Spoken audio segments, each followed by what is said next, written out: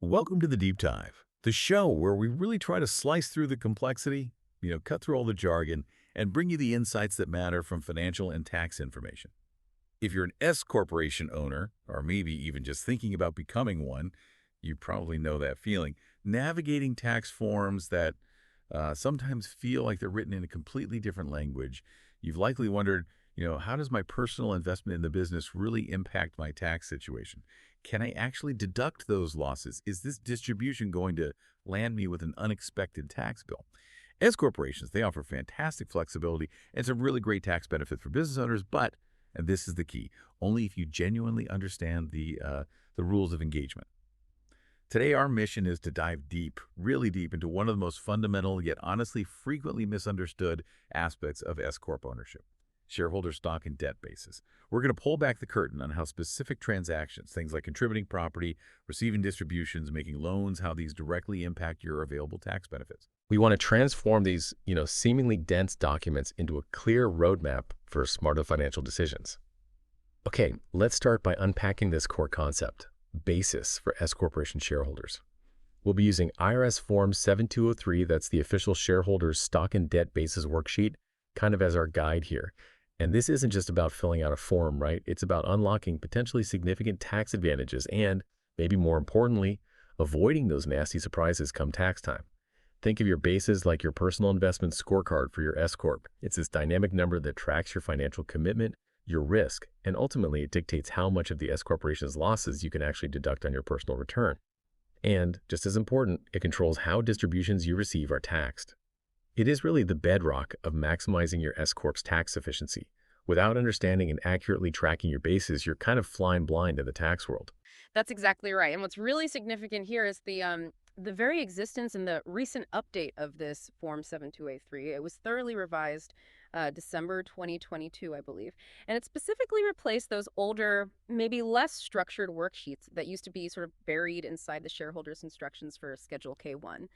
The fact that the IRS created a dedicated standalone form really underscores their, well, heightened emphasis on accurate, transparent shareholder basis calculations. It's not just a suggestion anymore. For many shareholders, it's an actual requirement to file this form annually. Or at the very least, you absolutely have to maintain this information meticulously for consistency and to back up your numbers in future years. This formalization just highlights how foundational it is. And it's also critical to remember basis is the first hurdle for deducting losses, absolutely. But it's definitely not the only one. Even if you have enough basis, you then face this cascade of other limitations, the at-risk rules and passive activity loss limitations, and for some larger businesses, maybe even the excess business loss limitations. But, and this is the key takeaway, none of those other hurdles even matter if your basis isn't sufficient to begin with. Basis is absolutely the gatekeeper. It really is the gateway. Okay, so let's start right at the beginning, the cornerstone. Understanding your stock basis. For you, the S Corp shareholder, your stock basis is essentially your personal investment, your skin in the game, so to speak. It starts with what you initially put in. That could be, the cost of stock you bought from someone else, your original capital contribution when the company started, maybe the fair market value if you inherited the stock, or even the donor's basis if it was a gift. But here's where it gets really interesting. Your stock basis isn't just some fixed number you calculate once. It's incredibly dynamic. It's constantly being adjusted by the S Corp's activities all year long. And these ongoing adjustments are absolutely pivotal to actually realizing your potential tax benefits and avoiding those costly surprises we talked about. Absolutely. And Form 7203, specifically Part 1, lines 3A through 3 meter, it meticulously walks us through these key adjustments. The main ways your stock basis increases are through all income items reported on your Schedule K1, and that's comprehensive. It covers ordinary business income, net rental income, interest, dividends, royalties, capital gains, even Section 1231 gains. Right, those gains from selling business property. Exactly. And it also includes other income. Now, this can get technical, but per notice 2020-69, this could even include things like Subpart F and GILTI inclusion amounts if your S Corp owns controlled foreign corporations. Okay, the foreign income inclusions. Right. Certain types of foreign income deemed distributed, plus excess depletion adjustments, but specifically excluding oil and gas depletion, also increase your basis. Now, here's a really critical point, one that often gets missed. All income, even tax-exempt income like interest from municipal bonds your S Corp might hold, increases your basis. Wait, even tax-exempt income? That seems counterintuitive but beneficial. It is hugely beneficial. Think about it. The S Corp earns tax-exempt interest. That income isn't taxed to you currently, right? But it does boost your basis. So now you have a larger basis, which means you can potentially deduct more losses down the road, or it reduces the gain you might recognize when you take distributions or eventually sell your stock. It's a significant benefit. Okay, so that tax-exempt income could actually help free up suspended losses later on. Precisely. It's almost like a silent accounting benefit happening behind the scenes. But there's a vital caution right in the IRS instructions we need to flag. Basis is not increased by excluded discharge of indebtedness income under sections 108A and 108D. Okay, discharge of indebtedness. That's when debt is forgiven, right? Yeah. And Section 108 lets you sometimes exclude that from income, like in bankruptcy. Exactly. So normally, forgiven debt is taxable income. Section 108 provides exceptions. But the key rule here is that excluded forgiven debt income does not increase your basis. The IRS prevents a double benefit here. You can't get tax-free income and also boost your basis to take more deductions or tax-free distributions later. It keeps things equitable. But the fundamental point remains.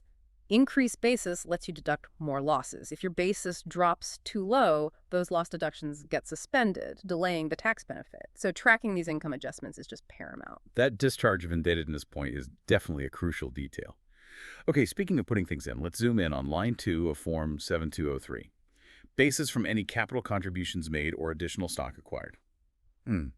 This gets particularly interesting when you contribute non-cash property like, say, real estate or equipment in exchange for stock. This often happens under Section 351, trying to make it a tax-free contribution, right? That's the usual intent, yes. A Section 351 transaction aims for tax-free contribution. But the crucial detail, and where people often trip up, is how you determine the basis of the stock you receive in return. Generally, it's the carryover basis of the asset you transferred. So whatever your basis was in that property, it carries over to your new stock. Okay, that sounds straightforward enough. Carryover basis. But, and this is a really big but, that carryover basis is then immediately reduced by any liabilities the corporation assumes on that property. Okay. So if I contribute a building with a mortgage and the S-Corp takes over the mortgage payments, that debt reduces my stock basis. Directly. And this is a huge area for potential mistakes, which leads to the next logical question. What if the debt is more than the basis of the property? Exactly. What happens if those assumed liabilities exceed the adjusted tax basis of the asset you contributed? This is where Section 357C kicks in, and it can actually trigger immediate taxable gain for you, the shareholder. Even in a supposedly tax-free Section 351 transfer. Even then, let's use an example, because this is often an aha moment. Imagine you contribute a building to your S-Corp. Your adjusted basis in the building is $100,000, but it has an outstanding mortgage of $120,000, which the S-Corp assumes. The liability, $120K, exceeds the basis, $100K, by $20,000. Under Section 357C, that $20,000 difference, the excess liability, is treated as taxable gain to you, the shareholder, right there in the year of contribution. Wow. Okay, so I'd have a $20,000 gain just from contributing the property. Correct. But here's the connection back to basis. Under Section 358, that $20,000 gain you recognize also increases your basis in the S-Corp stock you receive by that same $20,000. I see. So the gain recognition prevents a negative basis. Precisely. You can't have negative stock basis. Your starting point would be a $100K basis minus $120 liability, which looks like negative $20K. But the $20K gain you recognize bumps it right back up to zero. It ensures the tax system accounts for the economic benefit you got when you were relieved of debt greater than the asset's basis. The big takeaway: don't assume transferring leveraged property is always tax-free. Excess liabilities can trigger immediate gain. Okay, that's a critical trap to be aware of. And quickly, what about other ways you might get stock? Buying it? Inheriting it? Right, those have different basis rules too. If you buy stock, basis is your cost plus commissions.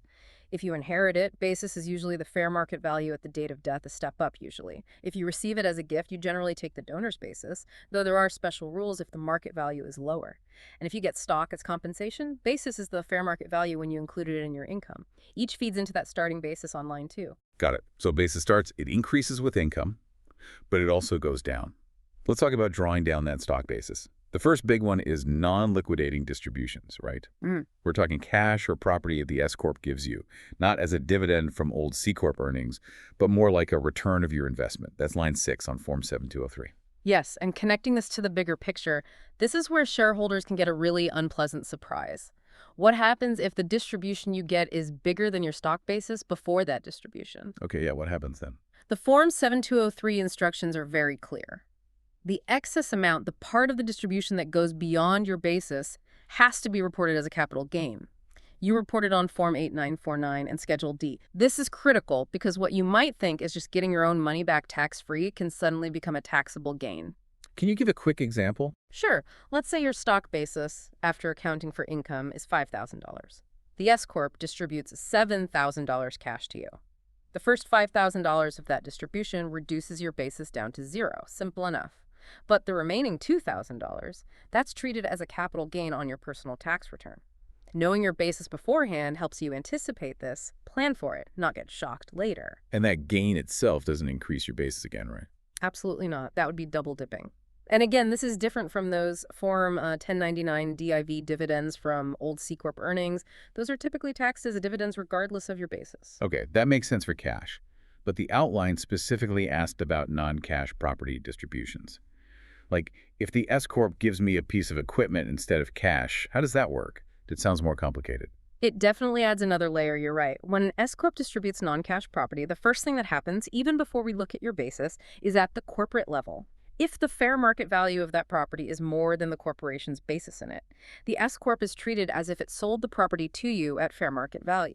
So the corporation itself might recognize a gain. Exactly. That deemed sale creates gain at the corporate level. That gain then flows through to all the shareholders on their K-1s, and that flow-through actually increases your stock basis first. Okay, so there's a potential corporate tax hit, which then boosts my basis Yeah.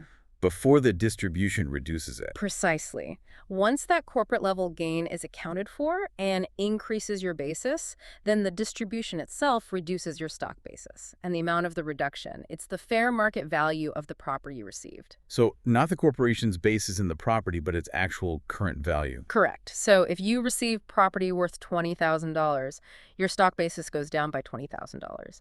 And just like with cash, if that $20,000 distribution is more than your basis after the gain flow through, the excess is capital gain to you personally. Can we walk through a quick example of that too? Sure. Let's say your S-Corp distributes land to you. Fair market value is $50,000. The corporation's basis in the land was only $30,000. First step. The S-Corp recognizes a $20,000 gain, $50K FMV, $30K basis. That $20K gain flows through on your K1, increasing your stock basis by your share of it. Let's say your basis after that increase is now $40,000. Second step, the distribution itself. Your basis is reduced by the $50,000 fair market value of the land.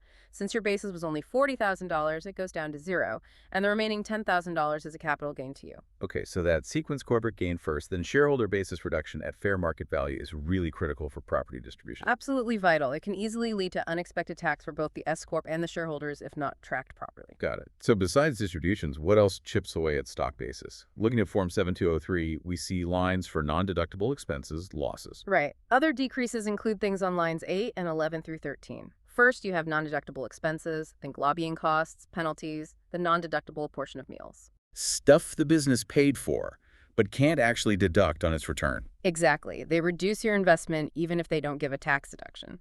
Then there's depletion for oil and gas, certain business credits that trigger a basis adjustment, and of course, all the losses and deductions reported on your K1. Like ordinary losses, capital losses, charitable contributions made by the S-Corp. All of those. And line 13 catches other specific decreases, like if you sold part of your stock during the year. Now, what's absolutely critical here, and easy to mess up, is the order the IRS specifies for applying these decreases. It's not optional under the default rules. There's a specific order. Okay, what is it? First, basis is decreased by distributions, line 6. Second, it's decreased by non-deductible expenses and oil and gas depletion, line 8. And finally, it's decreased by all the losses and deductions from your K1, line 11. Distributions, then non-deductibles, then losses. Why does the order matter so much? Because it directly impacts how much loss you can deduct. Imagine you have basis, some non-deductible expenses, and a big loss. If the non-deductibles wipe out your remaining basis first, you might not be able to deduct any of the loss this year. It gets suspended. However, and this is a key planning point, there's an optional election under regulations, section 1.1367-1G. This election lets you flip the order of steps 2 and 3. So you could deduct losses before non-deductible expenses. Exactly. Why would you do that? Well, if you have significant losses and only minor non-deductible expenses, making the selection might allow you to use your basis against the losses first, maximizing your current year deduction. So you get the tax benefit of the loss deduction sooner. Potentially, yes. Instead of having the non-deductibles eat up bases that could have absorbed losses, if you make the selection, you report certain items differently on the form, kind of signaling you chose that path. But misapplying the order or not considering the election could easily suspend losses unnecessarily. It really demands careful attention. Okay, so we've covered stock basis forwards and backwards, increases, decreases, property contributions, distributions, the ordering. But what if the losses are just huge? What if they blow right through all your stock bases? Is that it? Are the rest of the losses just gone? Not necessarily. That's where the second potential lifeline comes in. Shareholder debt basis. This is absolutely critical. If your S corporation's losses are more than your stock basis, those excess losses can then be used to reduce your basis in any direct loans you, the shareholder, have personally made to the corporation. Direct loans. Okay. This provides another avenue, another pool of basis, essentially, that allows you to deduct those S corporation losses.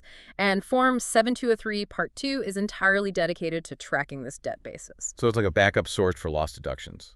You can think of it that way, yes. Now, it's important to distinguish the types of loans here. The instructions differentiate between formal notes, actual written promissory notes tracked separately, and open account debt. Open account debt. Like just advancing money back and forth without formal paperwork. Pretty much. Informal advances and repayments usually just netted out at year end. There's a threshold there. If that open account debt balance goes over $25,000 at the end of the year, the IRS says you have to treat it like a formal note starting the next tax year. Okay, so the $25,000 mark changes how you track it going forward. Right. It might require more formal tracking, but this leads us to arguably one of the most critical misunderstandings in the S Corp world, something we absolutely have to hammer home. Let me guess. Guarantees. You got it. Loans that a shareholder merely guarantees or co-signs for the S corporation generally do not create debt bases for that shareholder. Say that again because it's so important. Happy to. Simply guaranteeing a loan, like co-signing on a bank loan for the S Corp, does not give you debt basis. Why not? It feels like you're putting yourself on the hook. You are, contingently. Yeah. But you only get debt basis for a guarantee when, and to the extent that you actually make a payment on that guarantee because the corporation couldn't. So until I actually shell out my own cash because the S Corp defaulted, the guarantee itself gives me zero basis for deducting losses. Zero basis. Think about the economics. Until you pay, you haven't made an actual economic outlay to the corporation. You haven't increased your investment in that sense. Co-signing doesn't count. So that big bank loan I co-signed for the S Corp doesn't help me deduct its operating losses. Correct. This rule prevents shareholders from creating phantom basis just based on a potential future obligation. Yeah. You need real economic substance, either contributing capital for stock or making a direct loan of your own funds to the S corporation. Okay, that's crystal clear. Direct loans count. Guarantees generally don't until you pay up. So how does debt basis itself change? Does it increase and decrease like stock basis? It does, but the rules are a bit different. Debt basis increases when you make new direct loans to the corporation during the year. That's line 17 on Form 7203. Whether it's a formal note or just adding to an open account, your new loan increases your debt basis. And conversely, when the S corporation makes principal repayments back to you on those loans, that reduces your loan balance and therefore reduces your debt basis. That's tracked around line 19. Okay, increases with new loans, decreases with principal repayments. Now, you mentioned earlier that losses can reduce debt basis after stock basis is gone. What if things turn around? Can debt basis be restored? Yes. And this is incredibly powerful. If your debt basis was reduced in a prior year because you used it to absorb S Corp losses, it absolutely can be restored in later years when the company becomes profitable again. This sounds like a huge benefit. How does that work? It's a significant tax benefit because restoring debt basis does two key things. It makes that basis available again to deduct future losses, and it can reduce or eliminate the taxable gain you might otherwise recognize if the loan is later repaid. This restoration happens, tracked on line 23, through something the IRS calls a net increase. A net increase. What exactly does that mean? Is it just net income? Not quite that simple. It's a very specific calculation. The net increase is the amount by which the items that increase stock basis, remember, income, including tax-exempt income, exceed the items that decrease stock basis.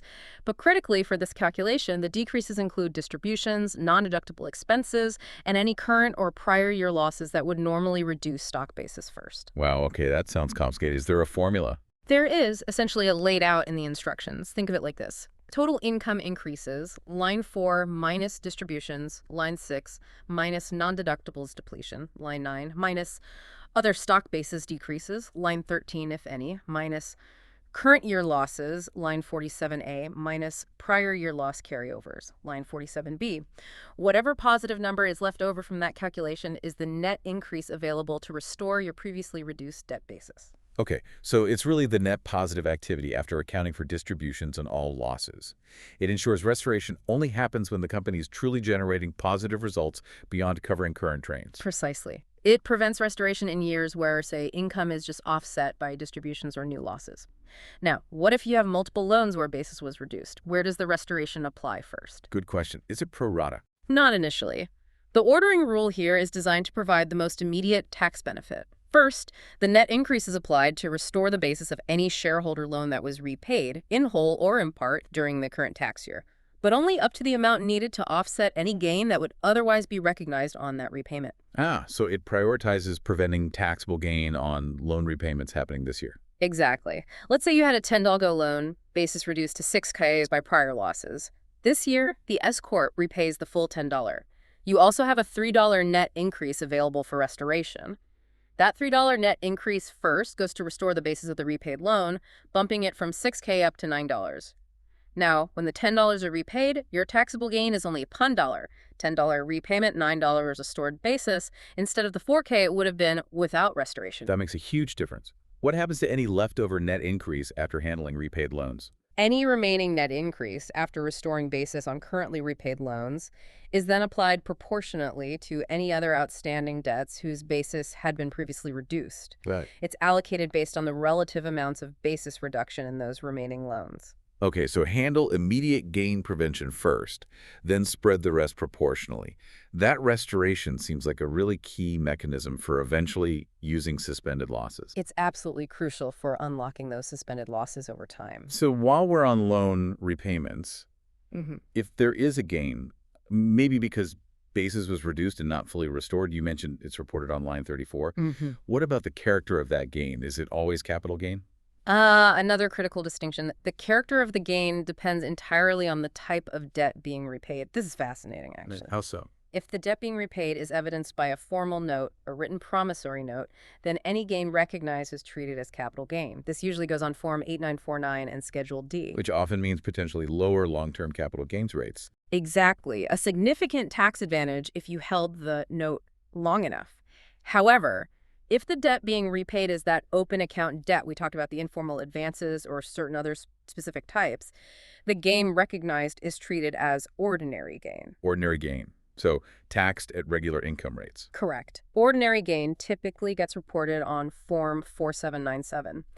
This difference between capital and ordinary treatment is huge for tax planning. It might even influence whether you choose to document a loan formally with a note or leave it as an open account, depending on the circumstances and anticipated tax rates. That's a really important planning point. And just to confirm, gain recognized on loan repayment doesn't increase basis. Correct. It doesn't increase basis. The repayment settles the debt, and any gain is just the final tax consequence for that specific loan.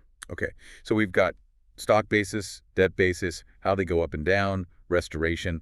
Let's tie it all together now with a core principle, the loss limitation rules. This is where the rubber meets the road for deducting losses, right? Absolutely. This is the symphony of losses, as you put it. The fundamental rule baked into the tax code is that your deductible share of S corporation losses and deductions for any given year is strictly limited. It's limited to the sum of your stock basis plus your debt basis. That's it. You cannot deduct losses beyond your actual economic investment, what you've put in via stock or direct loans. It's the ultimate backstop. You can't deduct more than you stand to lose, essentially. Precisely. It prevents deducting losses funded purely by, say, non-recourse debt of the corporation or things you haven't personally invested. Now, what happens when your total losses exceed that combined basis limit and you have different types of losses? Like an ordinary loss and a capital loss in the same year. Can I choose to deduct the ordinary loss first because it's usually more valuable? Ah, good question, but no, you can't cherry pick. When total losses exceed your total available basis, and there's more than one type of loss or deduction, ordinary loss, capital loss, charitable contributions, etc., the allowable amount is allocated pro rata across all those items, Pro rata. Based on what? based on the relative amount of each type of loss or deduction. Form 7203, Part 3, Shareholder Allowable Loss and Deduction Items, is designed specifically for this allocation. It walks you through calculating how much of your total basis is used up by each category.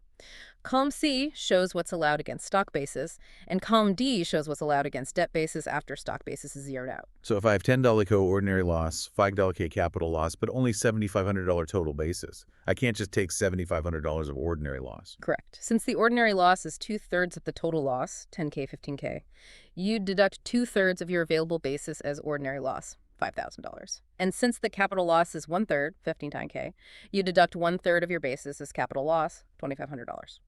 The character is preserved proportionally. Okay, that ensures fairness and prevents gaming the system by choosing which loss character to use first.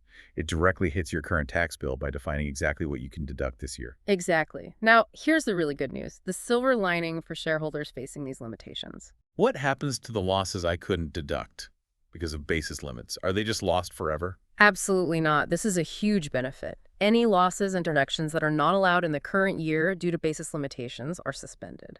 They are carried forward indefinitely to future tax years. You don't lose them, you just have to wait until you have sufficient basis in a later year to deduct them. Indefinitely. Yeah. Wow. And does the loss keep its character? Yes. Critically, the character is retained.